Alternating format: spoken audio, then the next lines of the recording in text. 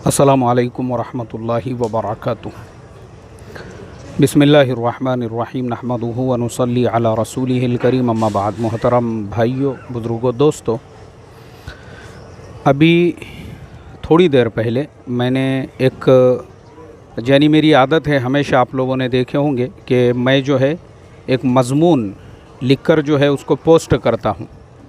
मेरा एक फॉर्मेट बना हुआ है, उसमें सिर्फ़ तहरीर जो है वो मैं बदलते रहता हूँ और अलग अलग मौक़ों के एतबार से मैं अलग अलग तहरीरें उसके अंदर लिखते रहता हूँ। अभी थोड़ी देर पहले मैंने उसमें एक क़िस्सा लिखा था, एक मुर्ग़े और लोमड़ी का। बहुत सारे दोस्तों के मुझे 5 मिनट में मैसेजेस आ गए, बोले मुफ्ती साहब इसको थोड़ा सा आप अपने बयान के ज़रिए से समझाइए तो ये अच्छी तरह से समझ में आएगा, क्योंकि ये बहुत ही इबरतनाक वाक़या है। तो फ़िलहाल मुल्क से बाहर हूँ, एक दूसरे मुल्क में हूँ और वहाँ के रेलवे स्टेशन पर हूँ। मैं भी ट्रेन का इंतज़ार करते बैठा हुआ हूँ, मेरी ट्रेन आने में थोड़ा सा वक्त है। वाक़या इस तरह से है, मौलाना इस्माइल ख़ान साहब मीरठी, इनकी किताबें हैं, उर्दू की पहली, उर्दू की दूसरी, तीसरी, चौथी, इस तरह से उसमें बड़ी बेहतरीन कहानियाँ, इबरत आमोज़ और सबक आमोज़ वाक़यात उन्होंने लिखे हुए हैं। तो पहले तो मैं ये कहूँगा कि उन किताबों को ज़रूर पढ़ें, उससे 2 फ़ायदे होंगे। एक तो आपकी उर्दू दुरुस्त होगी उसकी वजह से, और दूसरे ये कि उसमें जो वाक़यात उन्होंने आम फ़हम ज़ुबान में, यानी वो किताब तकरीबन आज से 100 साल पुरानी अंग्रेज़ों के ज़माने की किताबें हैं, लेकिन इंतहाई कार आमद किताबें हैं वो। उसमें मुफ्ती साहब ने उसमें मौलाना इस्माइल ख़ान साहब ने एक वाक़या ये लिखा हुआ है, यानी कहानी लिखी है। उन्होंने लिखा है कि एक लोमड़ी, उसने एक मुर्ग़े को दबोच लिया। अब मुर्ग़ा बेचारा कहीं चर रहा होगा किसी जगह पर, तो लोमड़ी वहाँ पे छिपी हुई होगी। उसने उस मुर्ग़े को दबोच लिया और दबोचने के बाद चूँकि लोमड़ी की नीयत पहले से ही ख़राब थी और लोमड़ी ने पहले से ये तय करके रखा हुआ था कि इस मुर्ग़े को जो है खाना है, लेकिन खाने से पहले उस मुर्ग़े को कसूरवार करार दिया जाए, उसको मुजरिम करार दिया जाए, यानी उसको ये एहसास दिलाया जाए मुर्ग़े को कि मुर्ग़े, तुझे जो चीरा फाड़ा जा रहा है, तेरा जो तिक्का बोटी किया जा रहा है, तो ये ऐसे ही नहीं किया जा रहा है, बल्कि तेरा कसूर है, तू मुजरिम है, इसलिए ये तुझे सज़ा मिल रही है। यानी तेरे ऊपर जुल्म नहीं है ये, बल्कि ये सज़ा है। तो इसके लिए लोमड़ी ने क्या किया, लोमड़ी ने उस मुर्ग़े से कहा, बोले मियाँ मुर्ग़े, इंतहाई अहमक और नाफरमान जानवर हो। मुर्ग़े ने कहा, बोले भाई मैंने क्या किया ऐसा? बोले नाफरमान तो इसलिए हो कि एक मालिक तुमको पालता है, वो मालिक तुमको खिलाता है, वो मालिक तुमको पिलाता है, वो मालिक तुम्हारे साथ में हुस्न सुलूक करता है, लेकिन जब उस मालिक को ज़रूरत पड़ती है तो तुम उसी मालिक को दगा देकर, धोखा देकर भागते फिरते हो। और वो मालिक परेशान हो जाता है कि ये मुर्ग़े को अब मैं कैसे पकड़ूं, और फिर सुबह सुबह उठकर जो है बांग देना शुरू कर देते हो। तुम्हारी बांग की वजह से लोगों को तकलीफ़ होती है, बीमार परेशान हो जाते हैं, लोग अपनी नींदों से वक्त से पहले ही उठ जाते हो। इसके लिए ये तुम्हारा बहुत बड़ा गुनाह है, जुर्म है। तो मुर्ग़े ने कहा देखो भाई, आपकी बात गलत है।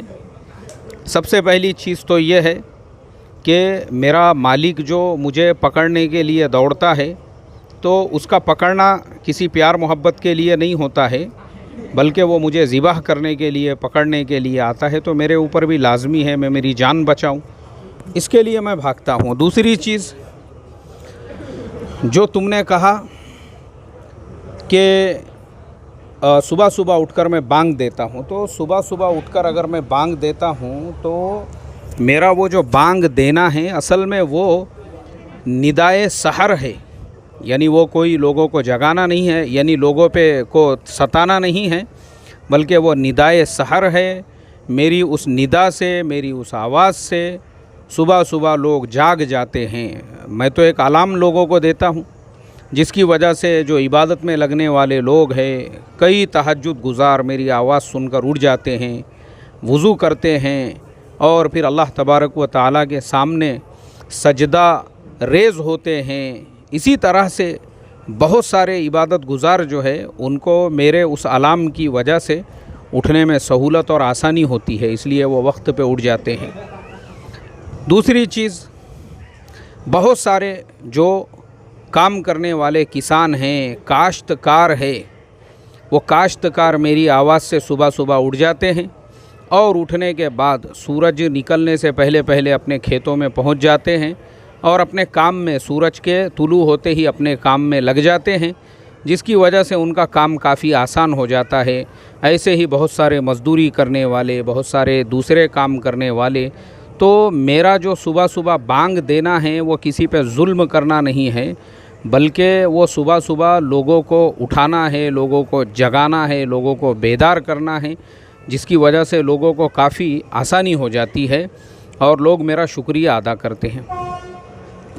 اب دیکھو یہاں پر لومڑی جو تھی اس کی نیت میں پہلے سے ہی خرابی تھی۔ لومڑی کا اصل مقصد تو یہ تھا کہ اس کو جو ہے مرغے کو چیر پھاڑ کر کے کھانا ہے، لیکن کھانے سے پہلے اس کو مجرم قرار جو دینا تھا، تو لومڑی نے مرغے سے یہ کہا، بولے بس بس بس زیادہ دلیل نہیں، بہت دلیلیں ہو گئی، اب یہ کافی ہے، اتنی دلیلیں، بہت دلیل، بہت، یہ سب چیزوں کی ضرورت ہی نہیں ہے، تو مجرم ہے، تیرے کو یہ چیز قبول کرنا پڑے گی۔ اور یہ کہہ کر لومڑی نے وہ جو بیچارہ مرغا تھا، نہ اس کی کسی دلیل کو سنا، نہ اس کی کسی بیچارے کی آواز کو سنا، اور اس نے اس مرغے کو چیر پھاڑ کر کے جو ہے اس کا تکا بوٹی ایک کر دیا۔ اس شعر کے بعد مولانا اسماعیل خان صاحب میرٹھی رحمۃ اللہ علیہ، انہوں نے اتنا بہترین شعر کہا ہے، وہ شعر واقعی میں بھی قابل نصیحت ہے، قابل عبرت ہے۔ مولانا اسماعیل خان صاحب نے کہا، بولے بگڑتی ہے جس وقت ظالم کی نیت، کیا کہا؟ بگڑتی ہے جس وقت ظالم کی نیت، نہیں کام آتی ہے دلیل اور حجت۔